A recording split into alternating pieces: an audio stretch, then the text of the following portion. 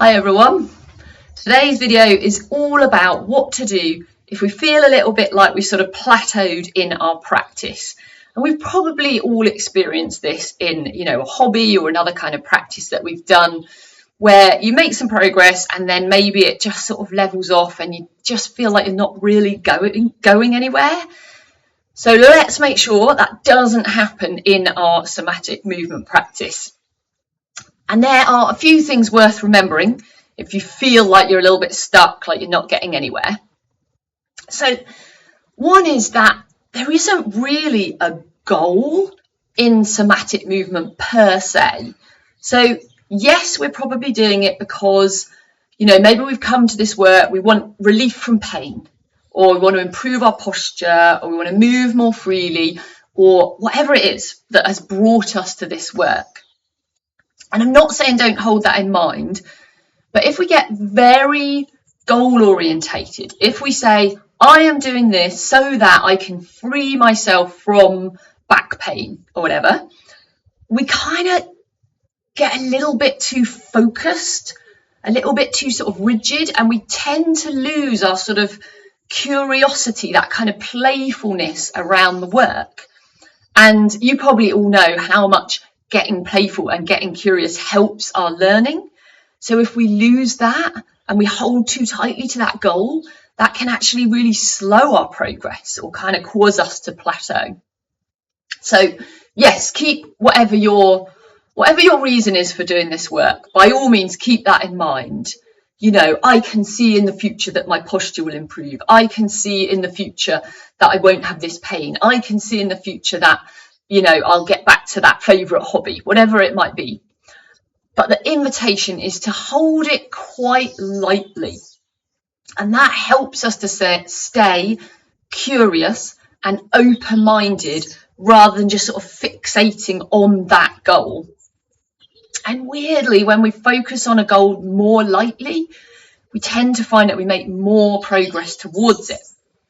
Again, we keep that sort of playfulness, and we can try things out and make mistakes, and we're going to make progress that way.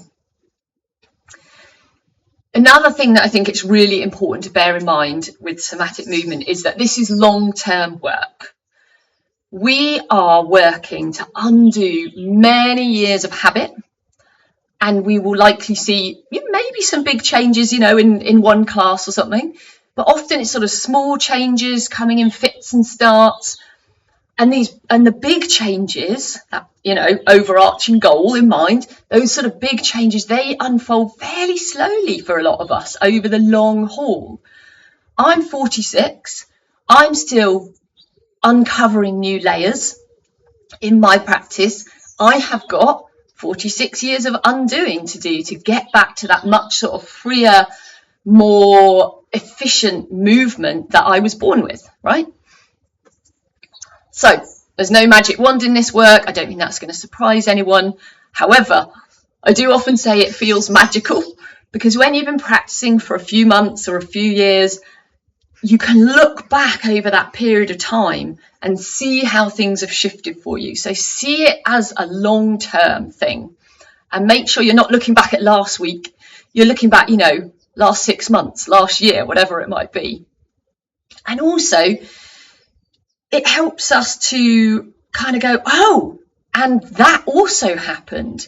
I never would have imagined that would happen for me. We might come to relieve pain but come out with better posture, or we might come to do such and such a hobby but go, oh, I never realized I had pain in my feet or something, and that's gone too.